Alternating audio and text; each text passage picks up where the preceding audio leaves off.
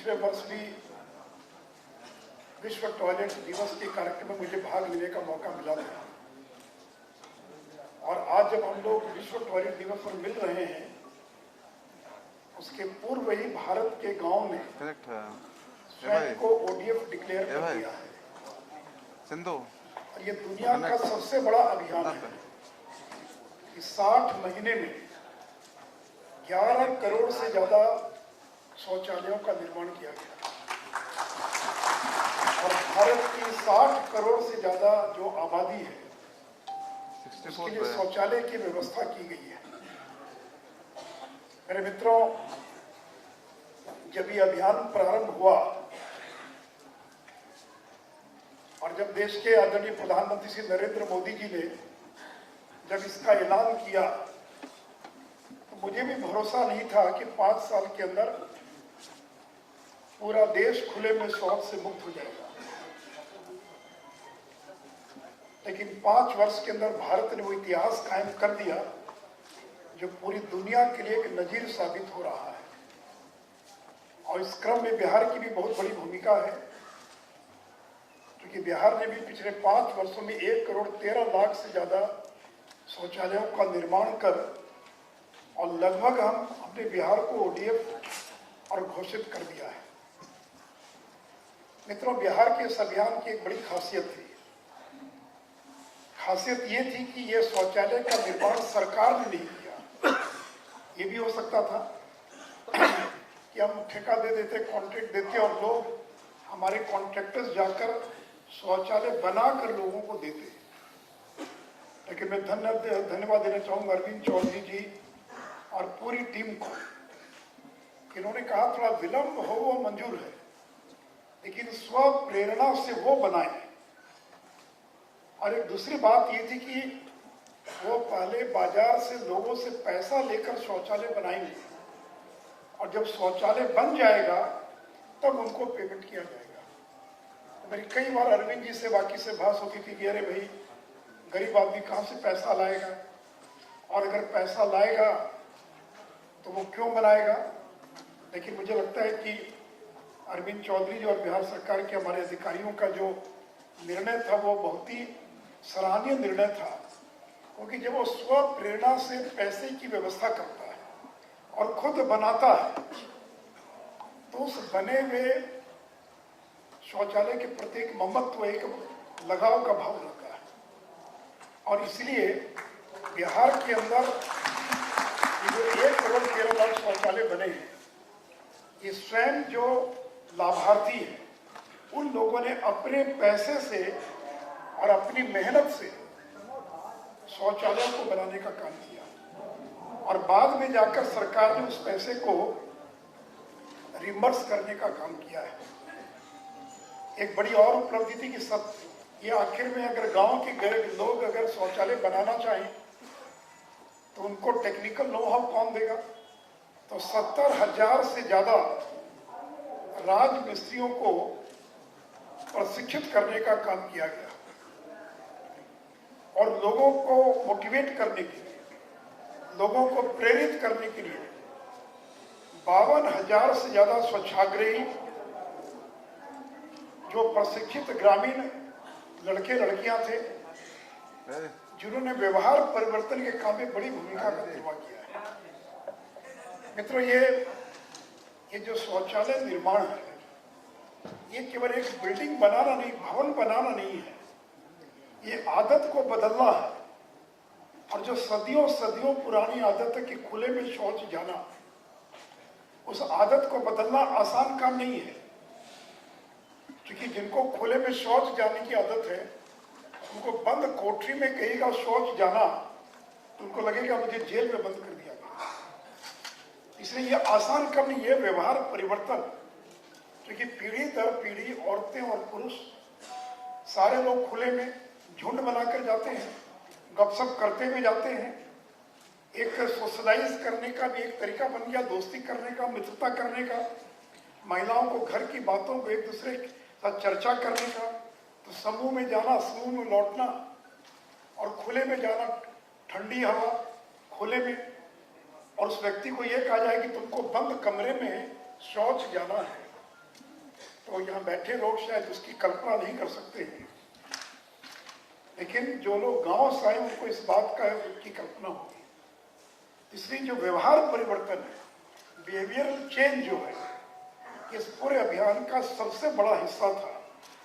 और इसलिए अपना पैसा लगाना, बाद में भुगतान होगा, स्वयं बनाना, और जब तक एक वार्ड के सभी शौचालय नहीं बन जाएंगे तब तक भुगतान नहीं होगा। बाद में उसको थोड़ा शिथिल किया गया।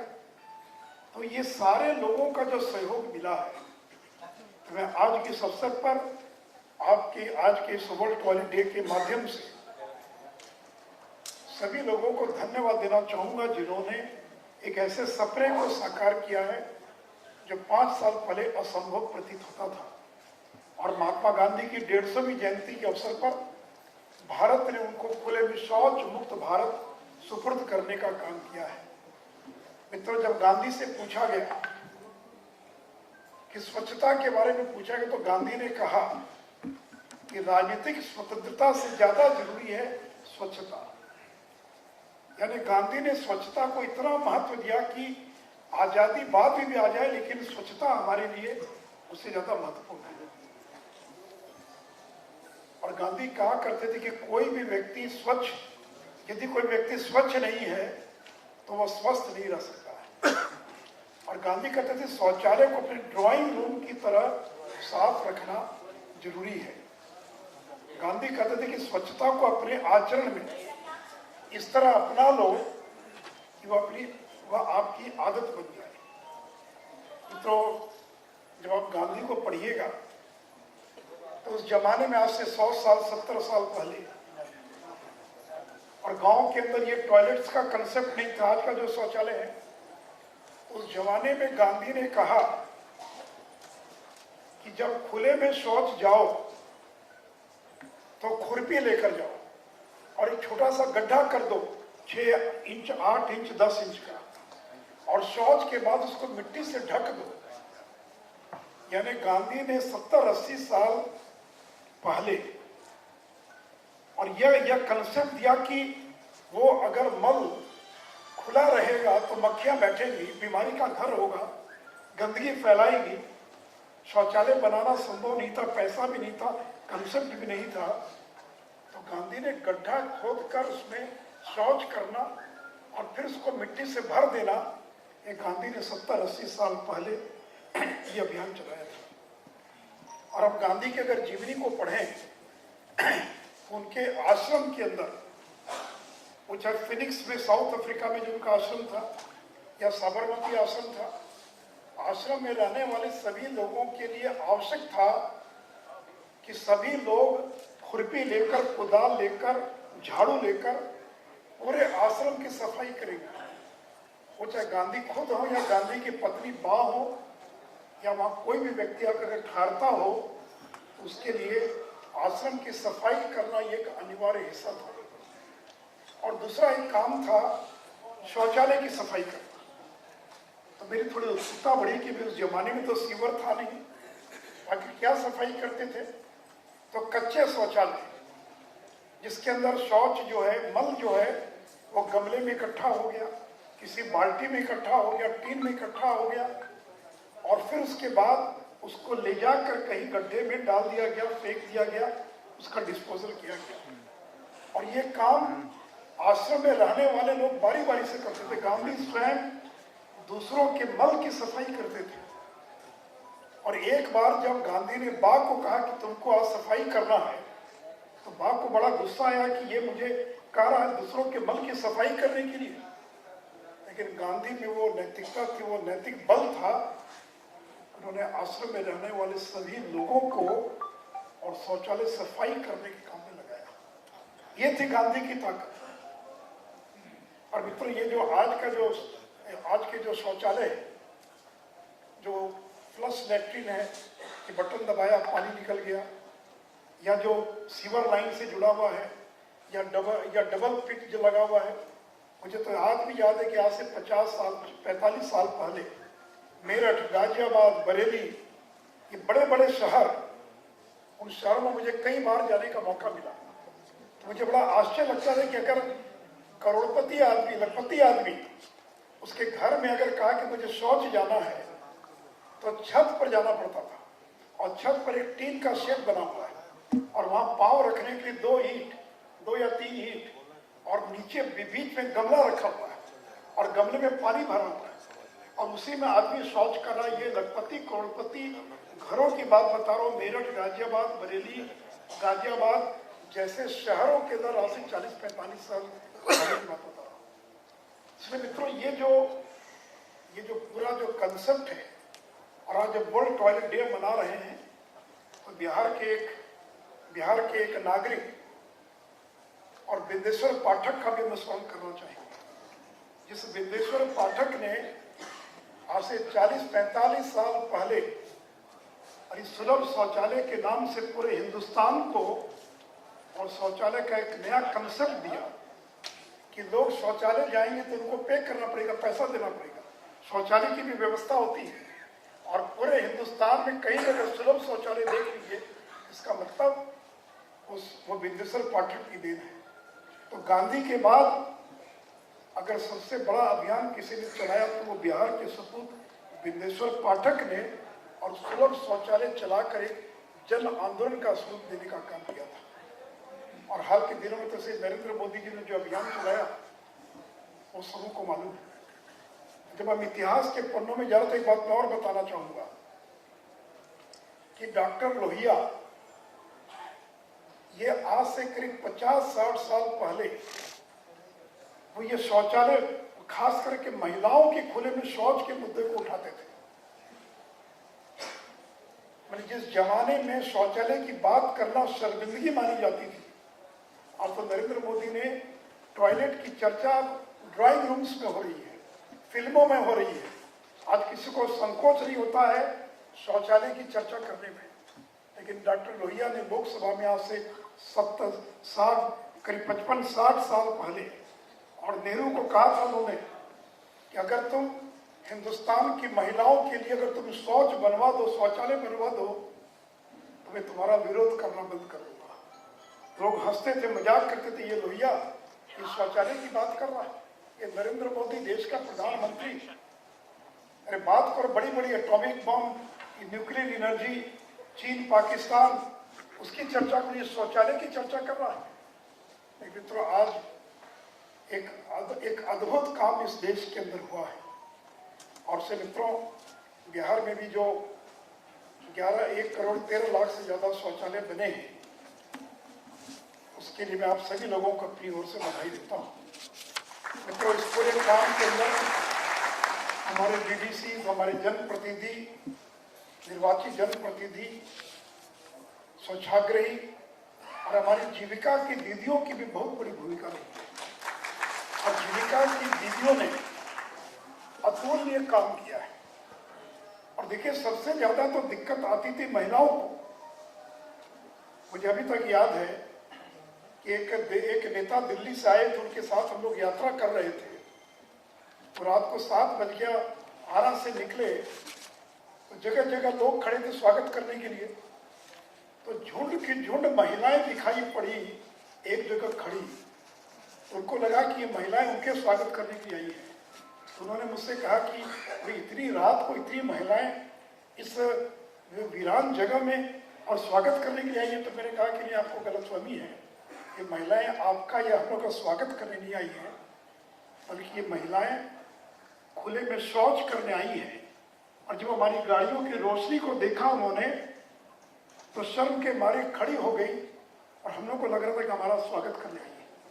तो महिला मित्रों, इस खुले में शौच से मुक्ति ने अगर सबसे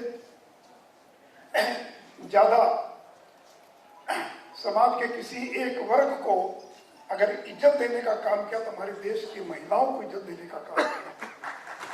अभी तो आप कल्पना कीजिए कि हमारे घर की माँ बहन खुले में शौच जाती थी।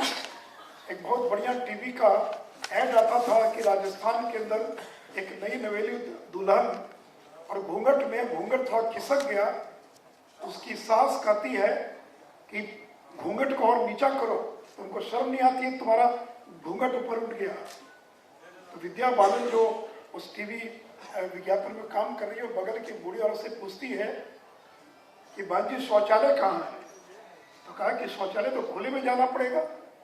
तो कहा कि खुले में शौच जाने में शर्म नहीं आती है, लेकिन चेहरे पर से घूंघट थोड़ा अगर हट गया तो उसमें शर्म आती है। तो मित्रों, अगर इस देश में सबसे ज्यादा तकलीफ अगर किसी को थी तो इस देश की महिलाओं को थी। 12 घंटे वो शौच नहीं जा सकती। सूर्योदय के पहले या तो शौच जाना होगा या सूर्योदय के बाद शौच जाना होगा। आप सोचिए, अगर शौच को अगर कोई रोकना चाहता है तो उसके स्वास्थ्य पर इसके क्या प्रभाव पड़ेगा। इसलिए मित्रों, ठीक है, किसी राज्य ने शौचालयों को इज्जत घर का नाम दिया है। ये महिलाओं के मान सम्मान को बढ़ाने का काम इस शौचालय के जन आंदोलन में किया है। मित्रों, बिहार के लोगों ने एक और अच्छा काम किया। डिजिटल टेक्नोलॉजी का बहुत बड़ा इस्तेमाल किया गया कि ये जियो टैगिंग करना, अरे शौचालय बना कि नहीं बना। कुछ लोग कहते हैं पैसा नहीं मिला, रहे भाई पैसा मिलेगा। अब ये अरविंद जी ने कहा कि 74% भुगतान हो गया और बाकी बचे पैसे का भी दिसंबर तक भुगतान हो जाएगा। तो शौचालय बना कि नहीं बना, उसकी फोटो लेकर जियो टैगिंग करना, आधार पर आधारित ऑनलाइन पेमेंट करना, ताकि बीच में कोई दलाल, कोई बिचौलिया ना आ जाए। यानी हमने टेक्नोलॉजी का भी इस्तेमाल किया। इसलिए मित्रों, मैं फिर से एक बार बिहार सरकार के उन तमाम लोगों को और इसके लिए बधाई और धन्यवाद देना चाहूँगा। और जैसा भी बताया अरविंद चौधरी जी ने कि 2 अक्टूबर 2014 को जब आदरणीय प्रधानमंत्री जी ने ये अभियान प्रारंभ किया था, उस समय बिहार में केवल 25.9% ग्रामीण क्षेत्र में इतने ही शौचालय बने थे, 25.9%। और आज 2 अक्टूबर 2019 के पहले बिहार के अंदर 100% घरों में शौचालय बन चुके हैं और बिहार की सभी पंचायतों ने, गांव ने अपने आप को खुले में शौच से मुक्त किया है। मित्रों, एक बहुत बड़ी चुनौती हम लोग के सामने। एक तो हो सकता है कि अभी भी कुछ घर बचे हुए हों, पुराने कुछ शौचालय टूट गए हों, बाढ़ आने के कारण कुछ शौचालय क्षतिग्रस्त हो गए हों। हो सकता है कि सारे प्रयास के बावजूद ऐसे लोग जो मोबाइल रहते हैं, घुमंतू रहते हैं, या बहुत सारे गरीब लोग अभी भी बच गए हों। एक तो बिहार सरकार ने उसका भी एक सर्वे कराया कि ऐसे कितने लोग बच गए। 7 लाख बचे हुए लोगों की जानकारी मिली। इसमें करीब 5 लाख से ज्यादा शौचालय बनाए जा चुके हैं। और अभी भी ये इसे कहा कि ये निरंतर काम है। तो हमारे बहुत सारे पत्रकार, बहुत सारे लोग, अब वो ये कितने बने उसको नहीं देखते। अगर एक कहीं छूट गया होगा तो उसी को दिखाएंगे, देखिए ये करेंगे ODF डिक्लेयर हो गया, लेकिन ये 2 छूट गया। अरे भाई, अगर 1,13,00,000 अगर शौचालय बन गए तो वो दिखाई नहीं पड़ता। अगर कहीं कोई गरीब आदमी का, किसी का कुछ छूट गया होगा तो वही दिखाई पड़ता है।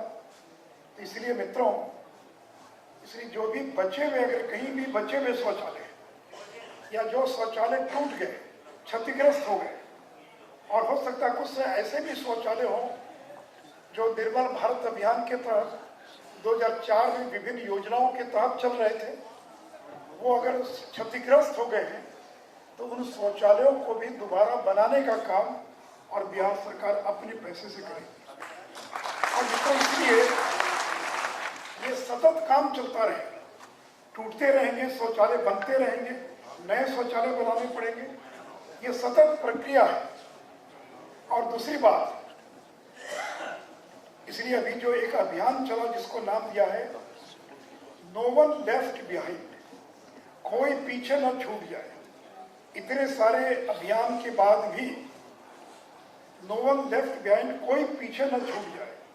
अगर कोई पीछे छूट गया होगा उसकी खोज करेंगे और वैसे बचे हुए लोगों का भी शौचालय बनाने का काम करेंगे। मित्रों, मैं जिसकी चर्चा कर रहा था कि लोगों की आदत को बदलना है, और इसके लिए यहाँ DDC और सारे लोग जो आए हुए हैं, अगले 5 साल तक लगातार हमको प्रयास करना पड़ेगा कि जिनके घर में शौचालय बन गया है वो शौचालय छोड़कर फिर दोबारा खेतों में जाना प्रारंभ न करें। देखिए, मैंने एक चीज देखा कि आदत बदलने में 22-23 दिन लगता है। अगर आप लगातार 20-22 दिन अगर किसी एक काम को लगातार करते रहेंगे तो आपकी आदत बदल जाएगी। इसलिए ये जो व्यवहार परिवर्तन है, इसलिए जितनी निगरानी समितियां हैं, जितनी चौकसी करना है और जितने काम करने, जितना बनाते समय आपने जितना ध्यान रखा है, उससे ज्यादा ध्यान ये रखना पड़ेगा कि लोगों का व्यवहार परिवर्तन हुआ कि नहीं हुआ, लोग जा रहे कि नहीं जा रहे। इसलिए एक तो मेरा आप सभी लोगों से यह आग्रह है। दूसरा मेरा आग्रह है, जिस पर आज यहाँ चर्चा भी होगी, वो ये कि एक चरण स्वच्छता का पूरा हो गया, हमने हासिल कर लिया, खुले में शौच से मुक्ति का एक लक्ष्य हमने हासिल कर लिया। इसका दूसरा चरण है, एक तो वो सस्टेनेबिलिटी की बात हुई, सस्टेन करना, और दूसरी बात है कि कचरा प्रबंधन, बोलचाल की भाषा में अगर कहें, ठोस एवं तरल अपशिष्ट प्रबंधन, यानी शहरों में और गांव के अंदर जो कचरा है उसका प्रबंधन करना। हमारी आदत है कि जहां मूंगफली खाया छोड़ के चले गए, केला खाया छिलका फेंक दिया।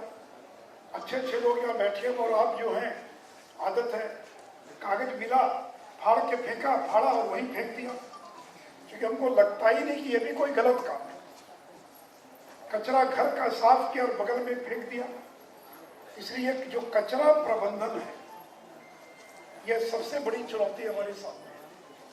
इसलिए आगे आने वाले दिनों में ठोस सॉलिड वेस्ट मैनेजमेंट और लिक्विड वेस्ट मैनेजमेंट, आप बातचीत मत करो यहाँ पर, ओ भैया सामने खड़े होकर बात करते हो।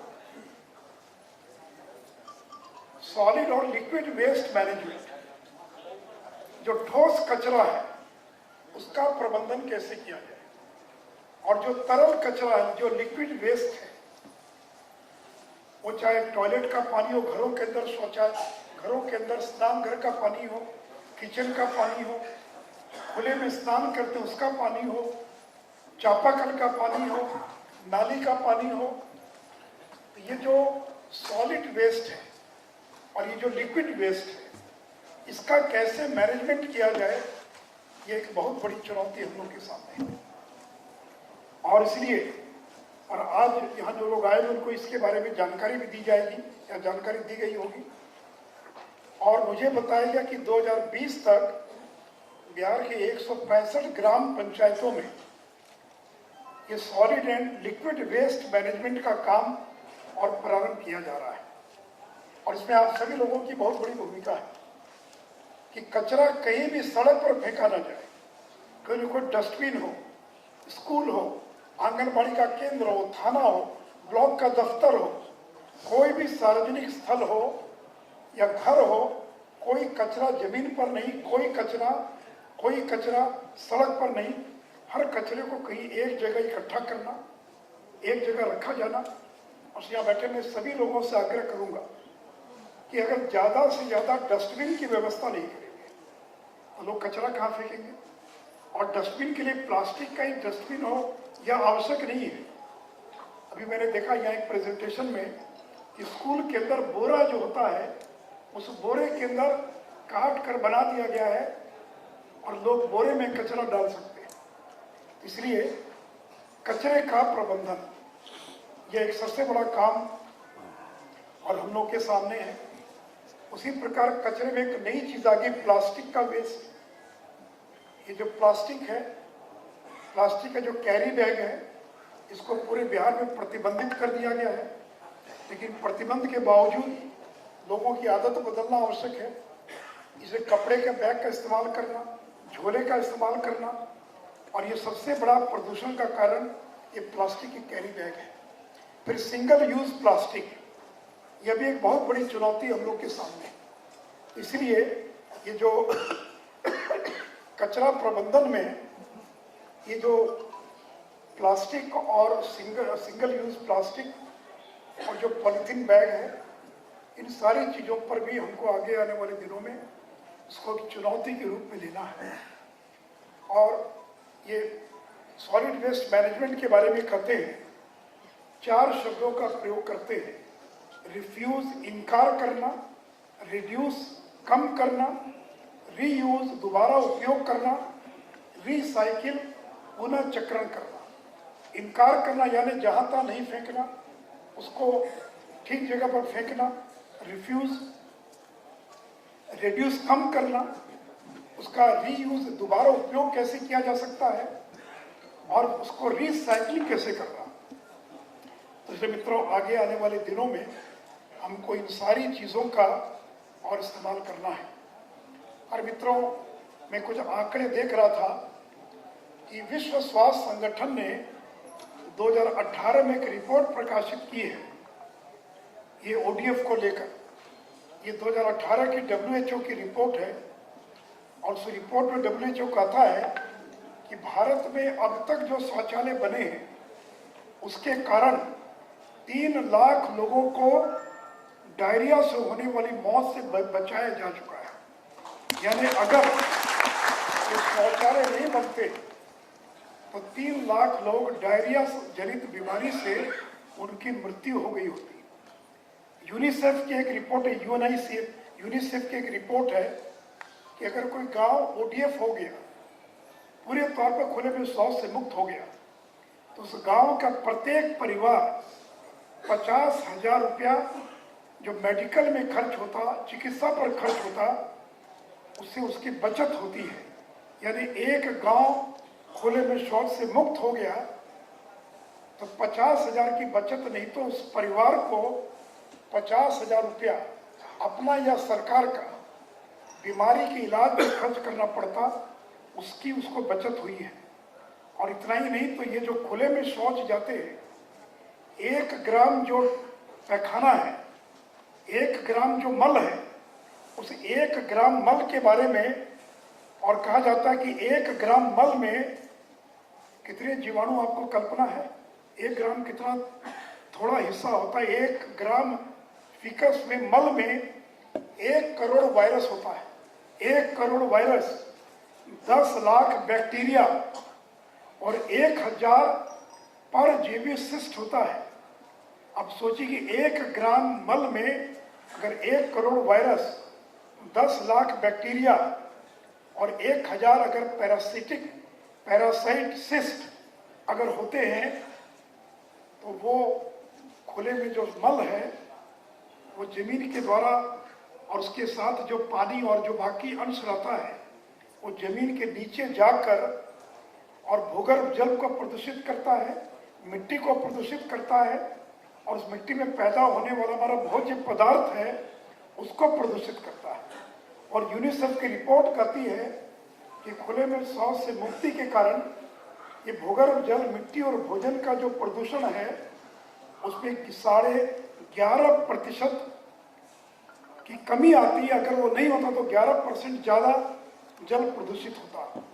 तो मित्रों, कुल मिलाकर ये जो स्वच्छ भारत अभियान है, अभी तो इसकी यात्रा प्रारंभ हुई है, इसका एक चरण हमने पूरा किया है, लेकिन गांधी का जो सपना था स्वच्छ भारत का, उसका अगला चरण single use plastic, polythene bag और अपने गांव और शहर को भी साफ सुथरा रखना। तो इसलिए मित्रों, आप सभी लोगों का इसमें बहुत बड़ा सहयोग रहा और आगे भी रहेगा। और अंत में एक बात कहा कि मैं अपनी बात को खत्म करूंगा कि बिल गेट्स आए थे 2 दिन पहले, माननीय मुख्यमंत्री से भी मिलने आए थे। माननीय मुख्यमंत्री जी से बातचीत में भी बिल गेट्स ने उसका जिक्र किया था। और मैं पिछले साल जब अमेरिका गया था तो बिल गेट्स का जो फाउंडेशन है सिएटल में, उसके म्यूजियम को देखने गया था। और बिल गेट्स ने यह घोषणा की है कि आज का जो शौचालय है उसमें शौच को प्रवाहित करने के लिए पानी की आवश्यकता पड़ती है।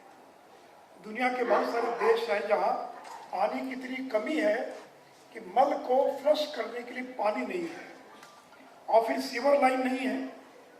आखिर सीवर लाइन बिछाना बहुत खर्चीला काम है, शहर के अंदर अरबों खरबों रुपए खर्च होते हैं।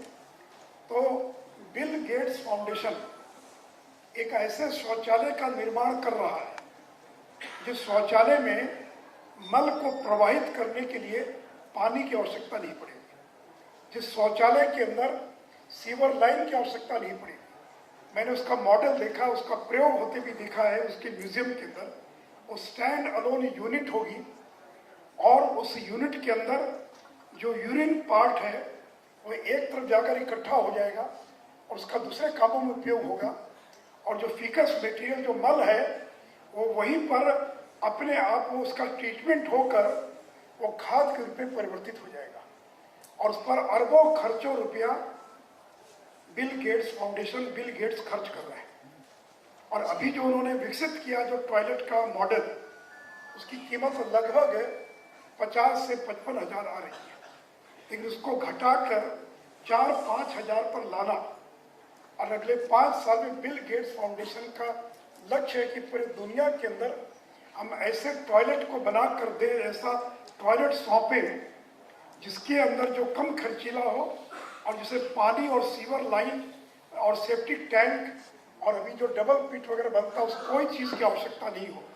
मुझे पता नहीं प्रयोग कितना सफल होगा, लेकिन पूरे दुनिया को खुले में शौच से मुक्त करने की दिशा में बिल गेट्स जो काम कर रहा है उसको प्रत्यक्ष मैंने अपनी आंखों से अमेरिका के सिएटल में यूनिवर्सिटी में जाकर देखा है। तो मेरे मित्रों, मैं आपसे भी अपील करूंगा, अगर विद्युषल पाठक बिहार में पैदा होकर पूरे देश को और देश के माध्यम से दुनिया को संदेश दे सकता है, तो हम अपनी बुद्धि का इस्तेमाल करें, खास करके हमारे IAS और जो अधिकारी हैं, और नए नए प्रयोग क्या हो सकते हैं और नई चीज़ क्या हो सकती है, नया इनोवेशन क्या हो सकता है। और उसे कुल मिलाकर मित्रों, पूरे देश ने जो एक कीर्तिमान स्थापित किया है और खुले में शौच से जो मुक्त भारत गांधी के चरणों में समर्पित किया है, उससे बिहार की भी बड़ी भूमिका है। आगे आने वाले दिनों में इस अभियान को हम जारी रखेंगे और जो ठोस और तरल कचरा प्रबंधन है इस दिशा में आगे आने वाले दिनों में हम काम करेंगे। इन्हीं शब्दों के साथ आप सभी लोगों को इस अभियान में सहयोग करने के लिए अपनी ओर से बधाई देता हुआ अपनी बात समाप्त करता हूँ।